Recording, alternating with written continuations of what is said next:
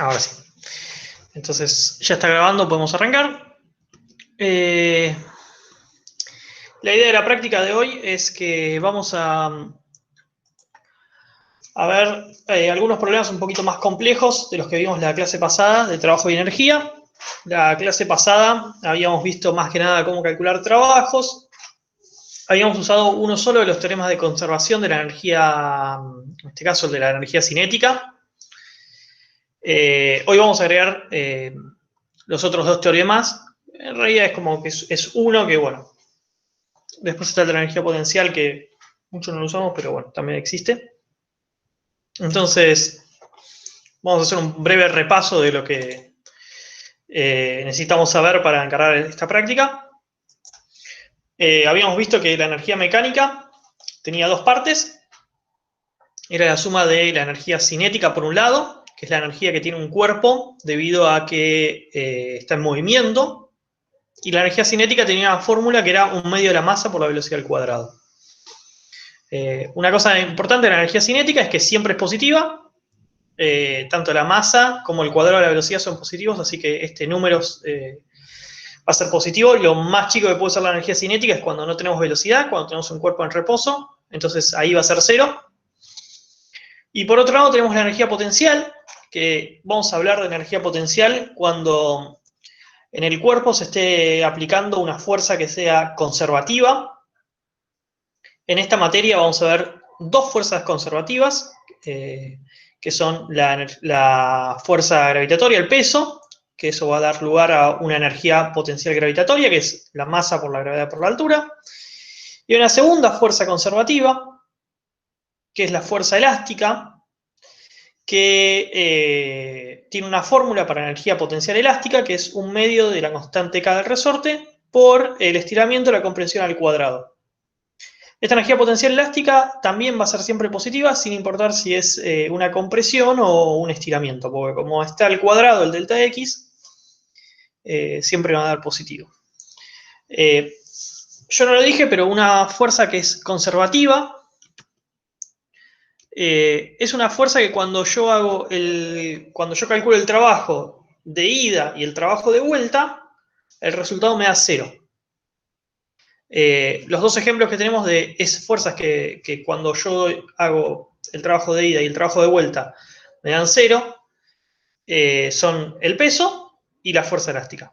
El resto de las fuerzas que van a aparecer en la materia, tensiones normales, fuerza de rozamiento, van a ser todas fuerzas no conservativas. Entonces no van a aportar uno de estos términos de potencial gravitatorio o elástico.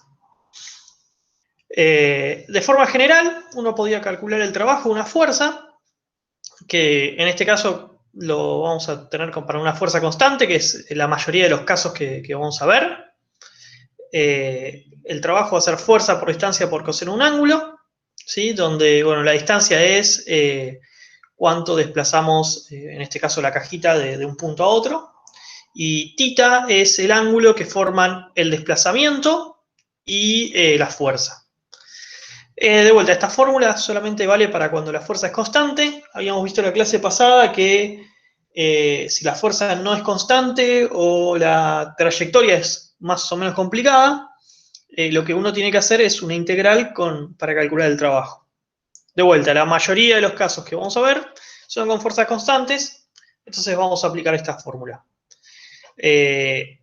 A modo ya de aviso, de nuevo, esto solo vale para cuando una fuerza es constante, y hay una fuerza que no es constante y que vamos a usar mucho, que es la fuerza elástica. La fuerza elástica depende de la posición. Si necesitan calcular el trabajo de la fuerza elástica, no usen esta fórmula porque les va a dar mal.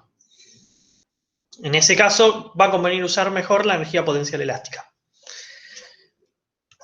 Bien, entonces, lo más importante que vamos a usar en energía son los teoremas de conservación o de no conservación.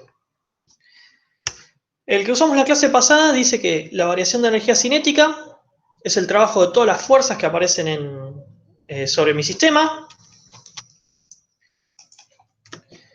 o el trabajo de la resultante.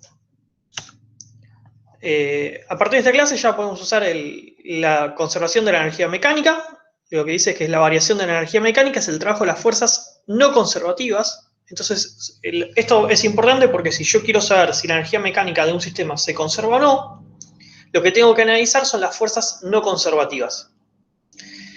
Y por último, que es como una suerte de corolario de estas dos cosas, el trabajo de las fuerzas conservativas lo que va a hacer es la menos variación de la energía potencial.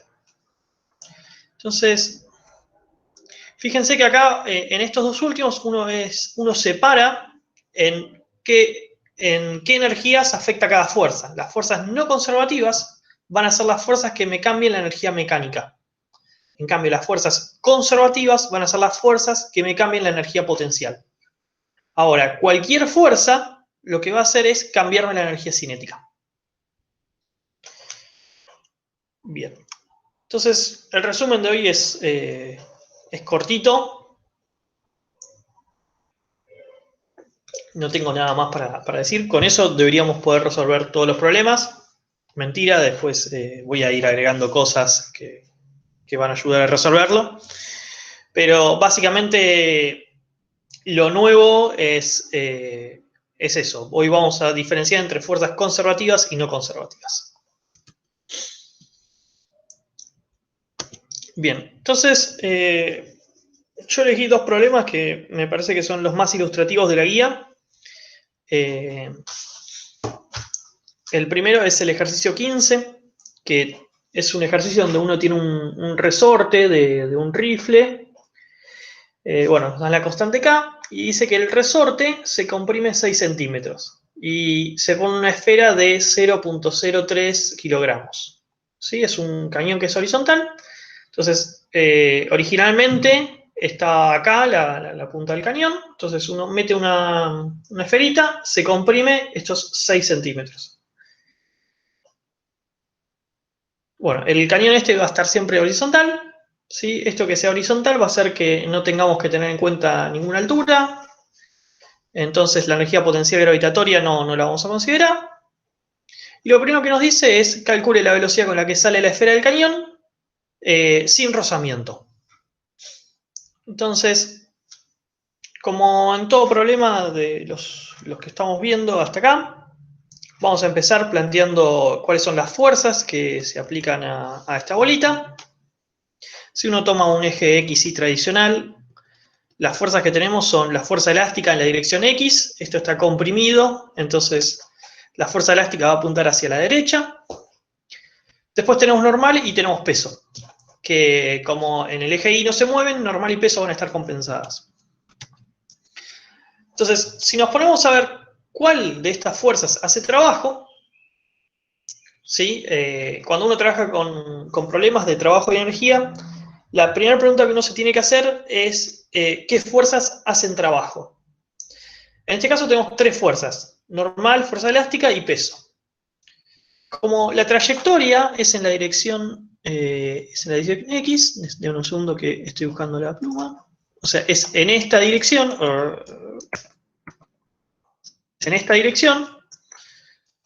la normal y el peso están a 90 grados. Entonces, si se acuerdan de la fórmula de trabajo, que es fuerza por distancia, y acá venía el coseno del ángulo, si este ángulo vale 90, acuérdense que el coseno de 90 es 0. Entonces, ni la normal ni el peso me va a hacer trabajo. Al ser perpendiculares al desplazamiento, el trabajo que hacen es nulo. Y la fuerza elástica sí va a hacer trabajo, pero es una fuerza conservativa. Entonces, si yo lo pienso desde el teorema de que la variación de energía mecánica es el trabajo de las fuerzas no conservativas, la única fuerza no conservativa en este caso sería la normal. Peso y elástica son conservativas, pero como la normal no hace trabajo, la variación de la energía mecánica es 0. Entonces lo que tenemos es que la energía mecánica se conserva. Esto es muy importante porque cuando sabemos que la energía mecánica se conserva, lo que vamos a plantear es buscar cuál es la energía mecánica en algún momento del problema e igualarla con la energía mecánica en algún otro momento del problema. Entonces, En este caso, los momentos que estamos buscando del problema, los instantes, son cuando la pelotita está quieta, ¿sí? Está con velocidad cero, con el resorte comprimido, y cuando la pelota sale del resorte, ¿sí? Cuando el delta de x sería cero. Esos son los dos instantes que vamos a comparar. Para ambos instantes, la energía mecánica es la misma. Entonces lo voy a poder igualar. Entonces vamos a calcular el instante inicial, ¿sí? Cuando no tenemos velocidad, y el instante final, cuando el resorte ya está completamente estirado.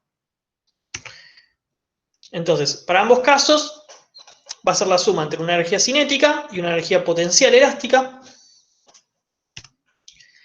En el caso inicial, no vamos a tener energía cinética porque la velocidad es cero. En el caso final, no vamos a tener energía potencial elástica porque no hay estiramiento ni compresión. Una cosa que no me acuerdo si lo dije es que la energía potencial gravitatoria no la agregué porque va a ser constante a lo largo de todo el problema, entonces directamente no lo pongo. Podría agregar un término de energía potencial, pero bueno, se cancelaría cuando igualo. Bueno, entonces en el caso inicial tenemos la fórmula de un medio por la constante K por la compresión al cuadrado. Y en la energía final vamos a tener la fórmula cinética. Entonces, si uno reemplaza con los datos que le da el problema, sabe que la energía inicial es 0.72 joules y la energía final la tiene en términos de la velocidad. Falta la velocidad. Pero bueno, como podemos igualar, porque se conserva la energía, podemos despejar de acá la velocidad y bueno, da 6.93. Sí, hasta acá estamos bien, ¿no? No hay dudas, ¿no? Bien. Entonces voy a volver un poco. Ah, no, creo que no hace falta volver, creo que lo pegué.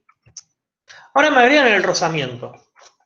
Me dicen que hay un rozamiento entre la pelotita y el riel, entonces mi diagrama de cuerpo libre cambia. Voy a tener un rozamiento que va a ser contrario al movimiento.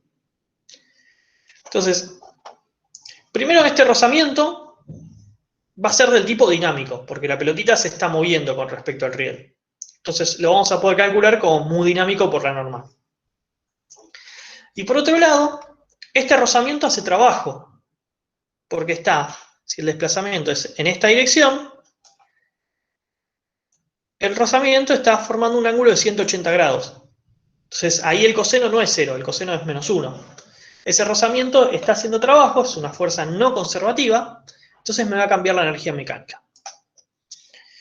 Otra forma de ver este rozamiento es que el rozamiento lo que va a estar haciendo es quitándome energía mecánica del sistema. ¿Sí? Si uno lo piensa un poquito más, lo que también está haciendo el rozamiento es, si uno tiene, imagínense una pelotita sin resorte que se traslada en una superficie con rozamiento, el rozamiento lo que va a estar haciendo es frenándolo, quitando la energía cinética. O dicho de otra forma, lo que está haciendo es un trabajo negativo, contrario al movimiento. Entonces, de vuelta, si uno piensa en la variación de la energía mecánica, ya esta variación ya no es cero, sino que va a ser igual al trabajo del rozamiento. De vuelta, estos problemas de energía se separan en dos grandes grupos. Cuando la energía mecánica se conserva, vamos a tener un problema como en el caso A, donde tenemos que buscar un instante inicial y un instante final e igualarlos. O problemas como este, donde tenemos que una fuerza no conservativa me está dando o quitando energía. Entonces, en ese caso, lo que vamos a tener que hacer es buscar cuál es el trabajo de esa fuerza y compararlo, bueno, con cuánto me cambia la energía mecánica.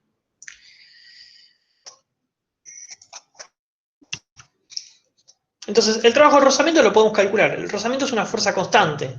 A lo largo de toda la trayectoria va a valer mu dinámico por la normal. Eso lo multiplicamos por la distancia y coseno de 180 y nos da el valor del rozamiento. No me acuerdo si lo calculé, pero bueno, en este caso No me acuerdo si me lo daba, si me daba el mu. Esperen un segundo que no me acuerdo si me daba el mu o me decía que ya era 6. Hay una fuerza resistiva de 6 newton. Sí, no hace falta calcularlo. Ya me dice cuánto es. No me acordaba de eso. Si no, uno podría ser muy dinámico por normal y lo calcula.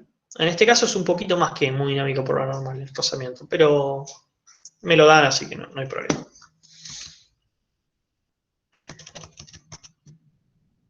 Entonces, esa es una cuenta que se puede hacer y da menos 0,36 Joule.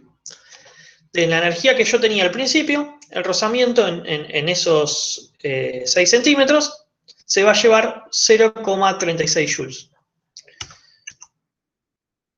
Entonces, la energía mecánica, la variación va a ser, esto déjenme anotarlo, va a ser la energía mecánica final menos la energía mecánica inicial. ¿Sí? De la energía mecánica inicial tenemos todos los datos, podemos hacer la cuenta, y de la energía mecánica final me falta la velocidad con la que sale, que es lo que estamos buscando. El trabajo de rozamiento lo tenemos acá, que lo calculamos, es negativo.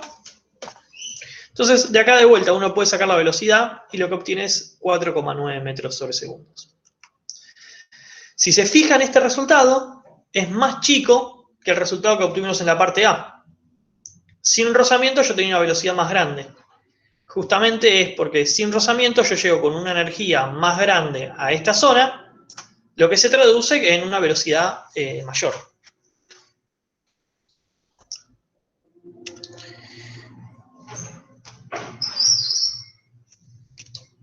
Bien, y para terminar el problema,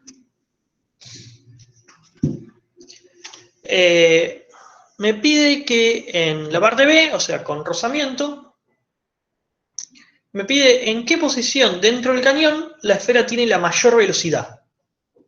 Y hay que determinar esa velocidad. Y me está aclarando que la velocidad máxima no se alcanza en el extremo del cañón.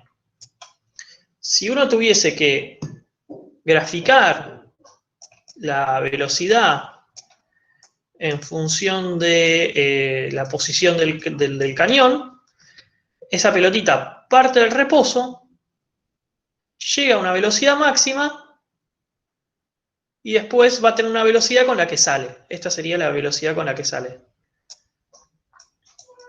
Velocidad final, al revés.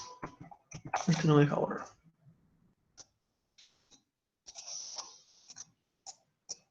Borré más.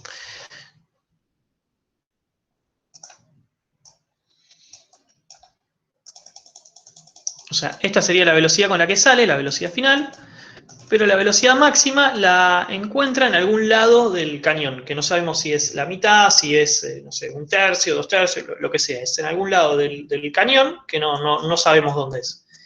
Pero no es ni al principio, donde es 0, ni al final.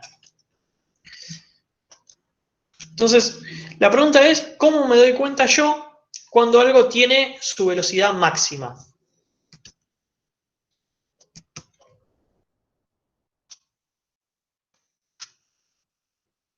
Entonces, se los ahorro. Cuando a mí me pregunte por una velocidad máxima o una velocidad mínima, ¿sí? Lo que yo tengo que pensar es en quién es la derivada de la velocidad. Cuando un valor, si yo quiero buscar un máximo o un mínimo, lo que tengo que pedir es que la derivada de eso sea 0. Entonces, en este caso, la derivada de la velocidad con respecto al tiempo es la aceleración. Si yo quiero buscar cuál es la velocidad máxima, lo que voy a pedir es que la aceleración sea 0. ¿Sí? Esto va a pasar mucho a lo largo de la materia. Va a haber unos cuantos problemas que le van a pedir, bueno, o velocidades máximas o alguna otra cosa máxima o mínimo. Entonces, simplemente acuérdense que la derivada de esa magnitud, cuando es un máximo o es un mínimo local, la derivada da 0. Entonces, la pregunta es, ahora, ¿de dónde saco la aceleración? Yo sé que la aceleración es 0. Y la aceleración es fácil sacarla de Newton. Bueno, me quedó el gráfico ahí, que no lo voy a borrar.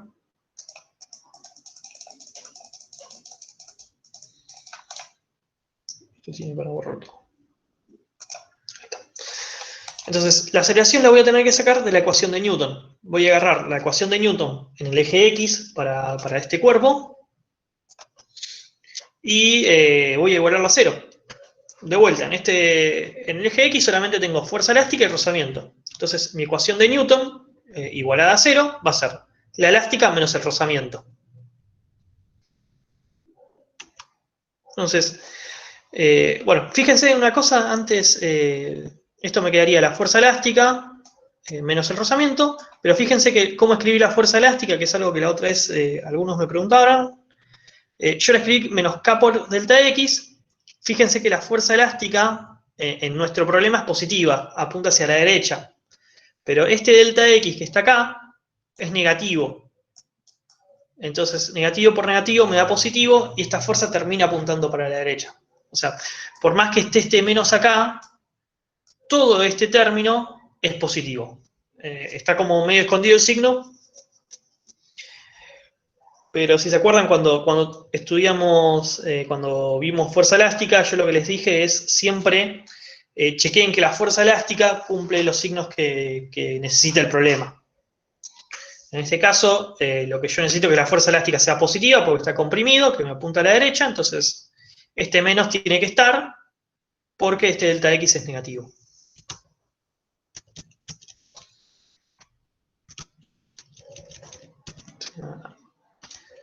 Ahí está en la pantalla. Entonces, de acá uno puede despejar cuál es el delta X máximo, que en este caso es 0,015 metros, que si recuerdan, o sea, esto es 1,5 centímetros, es como, creo que es un cuarto de la longitud, no me acuerdo cuánto era la longitud, 6 centímetros, ahí está. Entonces, fíjense que el máximo, la máxima velocidad lo obtiene a un cuarto de la compresión. Una pregunta. Sí. O sea, en realidad sería mucho más complejo lo que estoy pensando, pero tiene sentido si en la fórmula anterior, la de velocidad y energía mecánica y todo eso, del punto B, despejas la velocidad, es la incógnita de la distancia, derivas igual a 0, sería lo mismo. Está cerca, pasa que el tema es que vos no sabés cuál es la posición, entonces el trabajo de rozamiento te va a estar dependiendo de la posición. Está bien la pregunta, yo no lo dije porque lo voy a hacer un rato, pero claro, te va a quedar fuerza de rozamiento y acá te va a quedar esta distancia, ahora va a ser un delta X, va a ser una variable, bueno, por coseno. Entonces cuando vos derives este término, te va a tirar una velocidad de vuelta, entonces te lo va a hacer un poquito más complicado. Pero sí, si hubiese sido constante la energía, o no hubieses tenido este término de delta X, sí, podías derivar y no había problema. Hay muchos problemas que también se pueden hacer así. Entonces, déjenme corregir una cosa que dije, esto último del delta X. Fíjense que el delta X es 0,015. Entonces, 0,015 es cuando, a ver cómo lo dibujo. Si esto está comprimido así, 6 centímetros, cuando esté comprimido 1,5 sería por acá. O sea, cuando la pelotita recorrió toda esa trayectoria, que sería 3/4 de la distancia que recorre, ahí es donde tiene su velocidad máxima. Yo creo que lo había dicho como un cuarto. En realidad es un cuarto, pero visto desde el otro extremo. Lo loco es que no sé si loco, pero lo que es quizás no tan intuitivo es que la velocidad máxima no la alcanza al final, sino que la alcanza en algún punto intermedio entre donde arranca y donde termina. Entonces, bien. Ahí está. Entonces, ahora que sabemos dónde es que se encuentra la velocidad máxima, vamos a calcular cuál es la velocidad máxima. Para eso vamos a volver a la ecuación de variación de energía mecánica, porque tenemos un trabajo de rozamiento. que la variación de energía mecánica la podemos escribir así. Esto que está entre paréntesis es la energía final, la energía mecánica final. Yo en general, no sé si se dieron cuenta ya, pero cuando escribo energía mecánica final me como la M, y lo mismo cuando escribo inicial, como energía, así. Nada, es una pavada mía, ustedes escribanlo como quieran. Entonces, la energía final, que sería cuando el resorte está, digamos, acá. Entonces, la compresión es 1,5 centímetros. En ese punto, yo tengo tanto una energía cinética, ¿sí? Porque tenemos la velocidad máxima, y el resorte sigue comprimido un poco. Entonces, voy a tener los dos términos, cinético y de potencial gravitatorio. En el caso inicial, bueno, es la energía inicial que ya habíamos calculado antes. Y el trabajo de rozamiento lo que cambia es que ahora, antes habíamos puesto que recorría 6 centímetros. Ahora no recorrió 6 centímetros, sino que recorrió otra cantidad. Entonces, nada, lo único que nos falta es la velocidad, vamos a hacer la cuenta. Y lo que se obtiene es el 5,2 metros sobre segundo. ¿Sí? Entonces, nada, ahí pueden ya sacar cuál es la velocidad. Si se fijan, es... Esa velocidad máxima, si la comparan con la que uno obtiene en el punto B, ¿sí? Uno obtuvo 5,2, esta es para la velocidad máxima, la velocidad con la que sale es 4,9, es un poquito menor a lo que teníamos. Bueno, hasta ahí ese es el problema, creo que del 15. No sé si quieren preguntar algo antes que cambie el problema.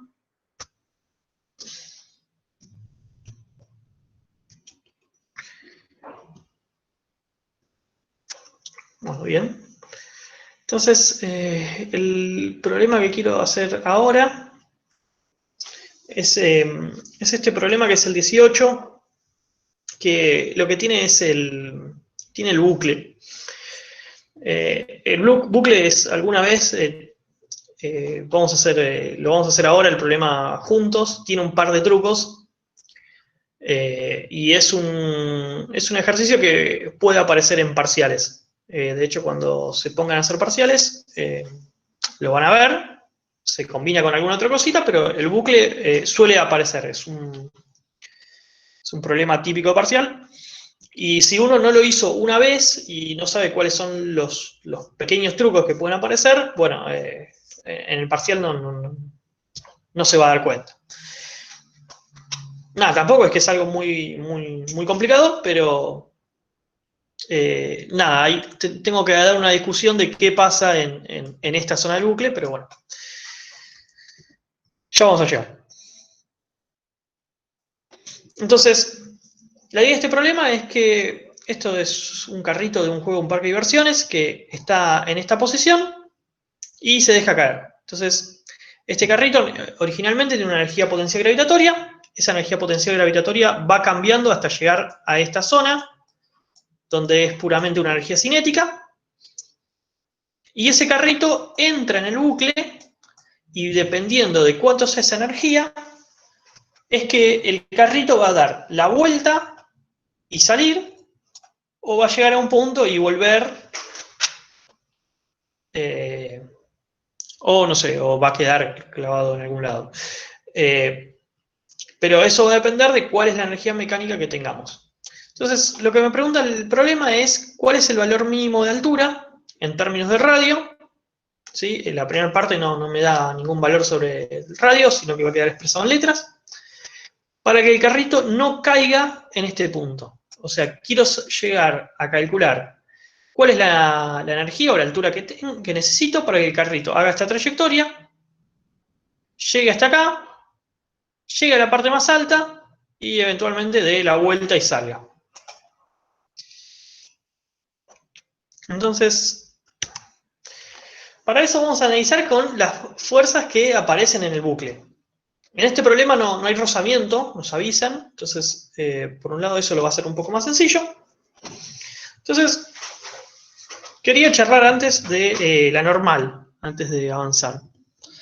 Si se fijan, la definición de normal es una fuerza que es de contacto entre la superficie del cuerpo y que es perpendicular a la superficie donde estamos apoyados.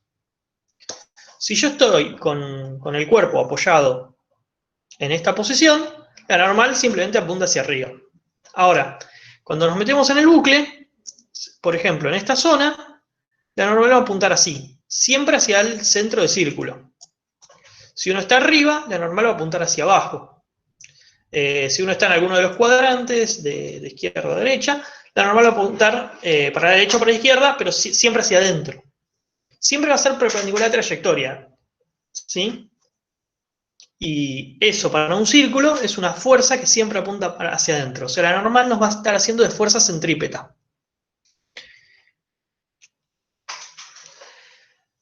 Hay otra fuerza que aparece en este problema que es el peso.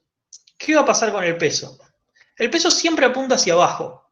Entonces, si estamos en esta zona, el peso va a apuntar así hacia abajo. Si estamos en este caso, el peso va a apuntar así hacia abajo.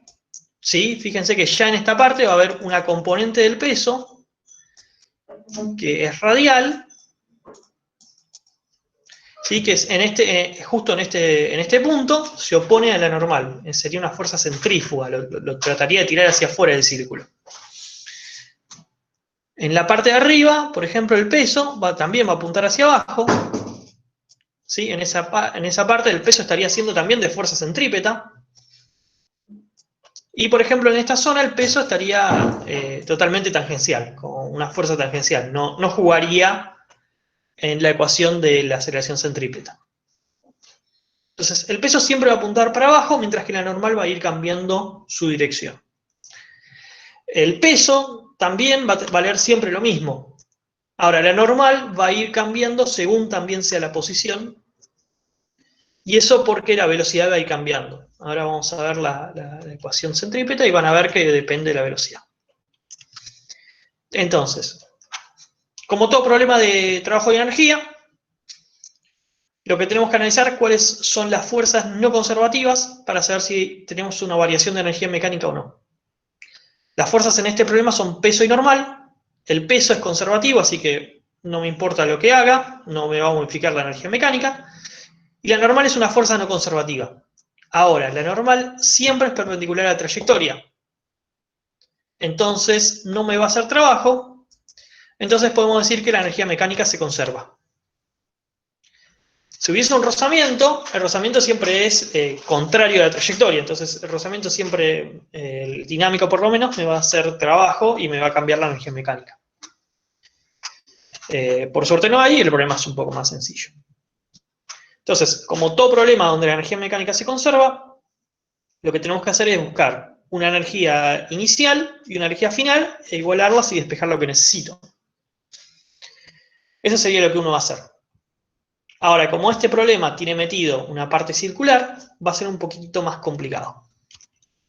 Vamos a tener que meter en algún lado la parte circular. Entonces, vamos a decir que la energía en A es la misma que en B. Voy a volver atrás porque... Y de paso voy a borrar esto.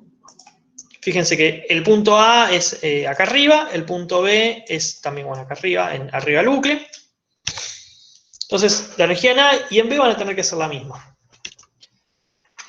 En A, la energía es puramente potencial gravitatoria, no tengo energía cinética. Entonces, la energía en el punto A va a ser la masa por la gravedad por la altura en A. En B, en el punto alto del bucle, voy a tener una suma de la energía cinética por un lado, porque el tipo llega con velocidad, más una parte de energía potencial gravitatoria, que como es en la parte de arriba del círculo, comparado con la superficie donde está apoyado, la altura sería 2r. ¿Sí? El radio es r, entonces acá tengo el diámetro, 2 veces el radio. Entonces, uno estaría tentado en decir que la velocidad mínima con la que el carrito tiene que llegar acá arriba sería 0. Pero no va a ser 0 porque hay otra ecuación que tiene que cumplir mi carrito. que es la ecuación de Newton, que eso viene ahora, me estoy adelantando. Bueno, de acá lo único que hice fue despejar la velocidad v al cuadrado. Bueno, me paso uno para un lado, despejo para el otro. Con respecto a esto, una cosita más, es que yo tengo que dar h en términos de r. O sea, todavía me tengo que sacar la velocidad al cuadrado encima. Entonces, lo que decía antes es que hay que también cumplir la ecuación de Newton. Entonces, para eso vamos a ver qué pasa con las fuerzas. En la parte de arriba, la normal y el peso apuntan hacia adentro. Las dos son fuerzas centrípetas. Entonces, eso me define un eje radial, que apunta hacia el centro del círculo, y un eje tangencial, que es paralelo a la velocidad. Esta bolita va a tener una... Bueno, lo dibujé mal, pero créanme que es esto derecho, va a tener una velocidad así, en ese punto. Entonces, si escribo la sumatoria de fuerzas radiales, que es igual a masa por aceleración centrípeta, la aceleración centrípeta, acuérdense que la podemos escribir como la velocidad al cuadrado sobre el radio, me queda esta ecuación de Newton. Normal más peso es masa por velocidad al cuadrado dividido el radio. Entonces, esta ecuación es la que me dice que la velocidad no puede ser cero en la parte de arriba. Porque si la velocidad fuese cero en la parte de arriba, la normal y el peso se cancelarían entre ellas. Y en este caso no pasa porque las dos apuntan hacia abajo. Entonces, primera cosa es que podría haber salido mal. Uno ponga la velocidad de cero y calcule. Acuérdense que en la parte de arriba, como también tiene que cumplir Newton, o sea, tiene que cumplir conservación de energía y tiene que cumplir la ecuación de Newton para las fuerzas radiales, la velocidad no puede ser cero. Entonces, ¿cómo calculamos cuál es la velocidad mínima? Entonces, fíjense que esta velocidad depende del peso y de la normal. El peso siempre vale lo mismo. El peso siempre es masa por gravedad. A lo largo del problema el peso no va a cambiar. No cambia ni de dirección ni de módulo. Ahora, la normal sí puede cambiar. La normal va a ir cambiando su valor dependiendo de en qué posición del bucle yo esté. ¿Y qué es lo más chico que puede valer la normal? Bueno, lo más chico que puede valer la normal es 0. Entonces, si a mí me pide la velocidad mínima, lo que voy a pedir es que la normal sea 0. Cuando yo pido eso, lo que estoy diciendo es que en la parte de arriba me alcanza con que el peso funcione como fuerza centrípeta para que el tipo pueda dar toda la vuelta. Entonces, si hago eso y cancelo las masas, me queda que, bueno, la velocidad al cuadrado sobre r es la gravedad. La gravedad de 10 metros segundo cuadrado. Entonces, de acá uno puede despejar que la velocidad en el punto B al cuadrado tiene que ser r por g. Una cosa, yo despejé la velocidad al cuadrado, creo que la clase pasada también habíamos hecho algo parecido. Cuando uno tiene estos problemas que aparece la velocidad al cuadrado en las dos ecuaciones, es más fácil despejar el cuadrado y reemplazarlo que tomar raíz y después elevarla al cuadrado. Bueno, en realidad es lo mismo. Elijan ustedes lo que más les guste, pero bueno, yo despejé al cuadrado, se me hizo más fácil. Entonces, ahora que tenemos eso, tenemos que por conservación de energía mecánica se tiene que cumplir esta ecuación. Y para que la velocidad sea mínima de la ecuación de Newton, tiene que pasar esto.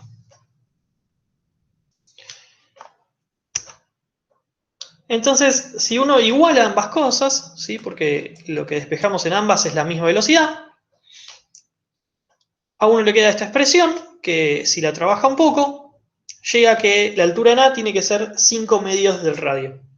O sea, si el radio es 10 metros, bueno, la altura me tiene que dar 25. Si el radio es 100, bueno, la altura será 250. ¿Sí? Me queda expresado uno en función del otro. Como no me da cuánto vale R, bueno, solamente quedará expresado así. Hasta acá, no sé si se entiende, si quieren preguntar algo. ¿Se entendió lo normal 0?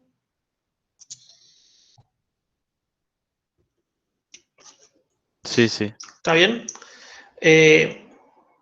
Un comentario. A veces estos problemas se combinan con lo que vimos la clase pasada del problema del monte, ¿sí? De cuando la pelotita se despegaba, que también la normal es 0 en ese caso. Uno ponía que la normal es 0. Entonces, una pregunta típica acá puse que la normal es 0 en la parte de arriba, no estoy poniendo que se despegue. En ese caso, cuando uno pone que la normal es 0 en la parte de arriba, la que está haciendo de fuerza centrípeta en ese caso es el peso. Entonces, es un instante en el que no tengo normal y al toque, cuando la pelotita sigue girando para la izquierda, ahí vuelve a aparecer la normal y no se termina de despegar. En este caso, el del monte la normal es 0 y a partir de ese momento la normal es 0 para siempre. Estos problemas de bucle, en algunos parciales, les va a preguntar también cuándo se despega del bucle la pelotita. Y la idea es la misma, pedir que la normal sea 0 en ese instante y para siempre. Básicamente se hacen como el problema que hice la clase pasada. Uno pone que la normal es 0 en la ecuación de Newton y además tiene que cumplir conservación de energía. Bueno, en la parte B lo que me dice es que me da datos para el radio, me dice que es 20 metros, entonces uno puede calcular con la fórmula que tenía antes que la altura es 70 metros. Y déjenme volver atrás porque no me acuerdo bien qué me preguntaba. Me pide que calcule la rapidez, la aceleración radial y la tangencial cuando el punto está en C. Entonces, volvemos. Ahí, lo había puesto ahí. Entonces, fíjense que cuando estoy en el punto C, ¿sí? Este sería el punto C, la normal es mi fuerza radial y el peso es mi fuerza tangencial. ¿Sí? Cada una apunta para ese lado del eje. Entonces, si yo escribo la sumatoria de fuerzas radiales, simplemente tengo la normal, que como es masa por aceleración centrípeta, bueno, de acá debería sacar la velocidad y reemplazarlo acá para sacar la aceleración. Y en cambio, en el eje tangencial, simplemente tengo el peso. Entonces, si uno lo reemplaza por mg, se cancelan las masas. Y la aceleración tangencial es la gravedad, básicamente. O sea, en este punto se acelera con 10 metros sobre segundo al cuadrado en esta dirección. De la parte de fuerzas radiales, nos faltaría saber cuánto vale la normal, ¿sí? Para poder calcular la aceleración centrípeta. De la misma forma, tampoco tenemos la velocidad en c, entonces tenemos que calcularla. Lo bueno es que para la velocidad en c, lo que tenemos es la conservación de energía. Recuerden que normal, en este caso, no sabemos cuánto vale. Sabemos quizás cuánto vale arriba, que vale 0, pero en los otros puntos no tenemos ni idea. La normal va a ser una fuerza que va a cambiar a lo largo de la trayectoria, entonces en cada punto que nosotros necesitamos calcularla, la vamos a tener que calcular aparte. Entonces, podemos usar la conservación de energía entre el punto A y el C. Entonces la energía en A es igual a la energía en C. Bueno, la energía en A es puramente potencial. La energía en C es energía cinética, más un cacho de energía potencial, que bueno, es con R, ¿no? Con la altura, es solamente una sola R. De ahí podemos despejar la velocidad, que nos da, bueno, raíz de 1000, que cuando uno lo reemplaza en la fórmula de aceleración centrípeta, ahí obtiene que es 50 metros sobre segundo. Y bueno, me olvidé de escribirlo, pero una vez que uno tiene cuánto vale la aceleración centrípeta, puede volver a esta fórmula de acá y calcular cuál es la normal. Me olvidé de hacerlo, se los dejo de tarea a ustedes. Entonces, bien, eso es lo que tenía para contar hoy. No sé si tienen alguna pregunta. Profe, perdón, no Sí. quiero molestar, pero ¿no podrías repetir una vez más lo de la normal 0? Ah, sí, obvio, sí. Sí, Capaz de hecho, esperaba repetirlo. Entonces, ¿para qué borró?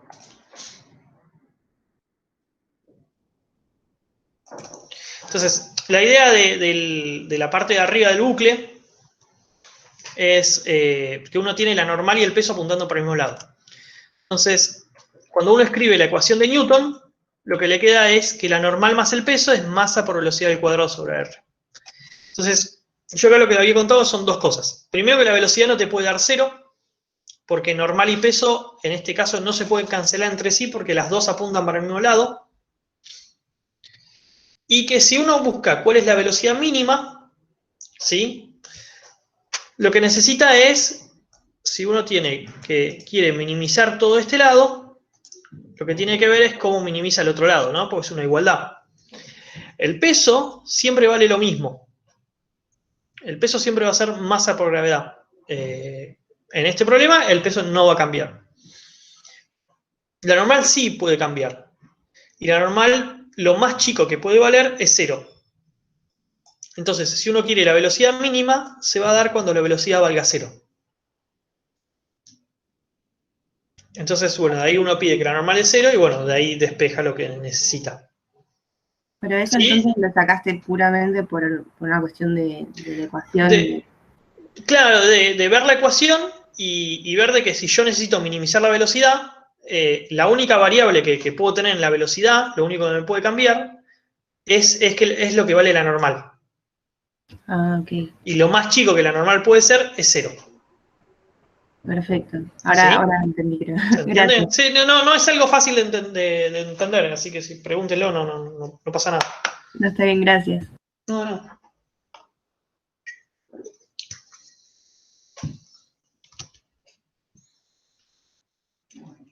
¿Sí? No sé si tienen alguna otra pregunta.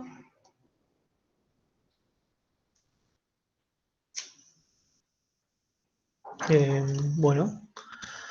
Bueno, sí, antes. Entonces. Antes de terminar, quería comentar una cosa. La clase que viene vamos a hacer el laboratorio. Cristian subió la guía. Léanla. La idea de la clase que viene es ayudarlos a hacer la práctica. Como cada uno va a estar solo en su casa haciendo la práctica, es complicada. Vamos a tratar de ayudarlo lo más que se pueda, pero a diferencia de un cuatrimestre normal donde Cristian y yo estábamos encima de ustedes en el laboratorio con las mediciones, viendo que todo funcione, bueno, no vamos a poder estar en la casa de cada uno de ustedes, pero sí más o menos guiarlos para que el experimento salga y puedan medir bien. Chusmeen la guía, fíjense los elementos que necesitan, váyanlos consiguiendo. La idea de la clase que viene es arrancar, yo voy a traer un PowerPoint con algunos tips para hacer el experimento, que si quieren ir viéndolo, está la grabación del cuatrimestre pasado, de cómo se hace el experimento. Si quieren ir chusmeándolo, lo pueden hacer. Si no, el jueves lo podemos hablar. Y nada, la idea es que tengan, digamos, para el final de esta semana las mediciones de cada uno del experimento y que sepamos que esas mediciones están bien medidas. ¿Sí? Después de que uno tiene las mediciones, hay toda una parte de análisis de datos que también está del cuatrimestre pasado. Hay 2 videos que les cuento cómo hacer el análisis de datos en Excel, que lo mismo también, después podemos hacer una clase no grabada de cómo analizar datos en Excel, eso no hay drama.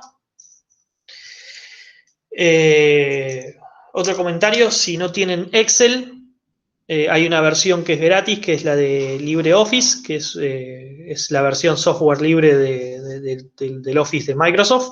Hay un Word que es gratis, hay un Excel que es gratis, hay un PowerPoint gratis que lo pueden usar, funciona igual.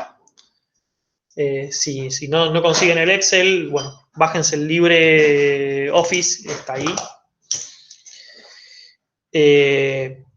Bueno, después lo que les decía, están los videos con cómo hacer el análisis de datos.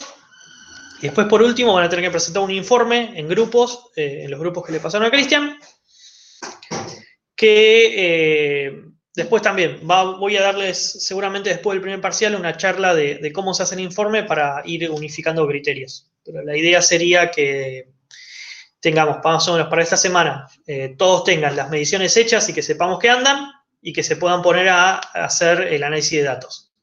Y después, probablemente después del parcial, arranquen a escribir un informe para después presentarlo.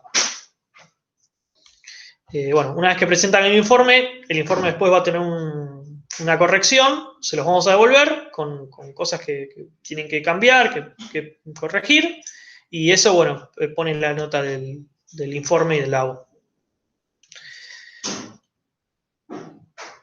La fecha de entrega seguramente va a ser después del parcial. Lo tengo terminado de hablar con Cristian no sé si va a ser una semana o 2 semanas después del parcial. Y después va a haber una fecha final de entrega al final del cuatrimestre. Nunca me acuerdo si es antes o después del segundo parcial. Así que nada, de vuelta, está la guía en el Más Campus, Cristian la subió. O sea, tenganla leída al menos una vez para el jueves, traten de tener los elementos a mano. Y el jueves la idea es que si ustedes se quieren poner a hacer el experimento ahí y pasa algo, bueno, nos van consultando y lo hacemos ahí. Si no, nada, cuando ustedes puedan hacer el experimento, si tienen alguna duda, me escriben al mail, no hay problema con eso. Me olvidé de detener la grabación, si no, no me olvidé. Profe, las grabaciones del cuatrimestre pasado, ¿dónde están?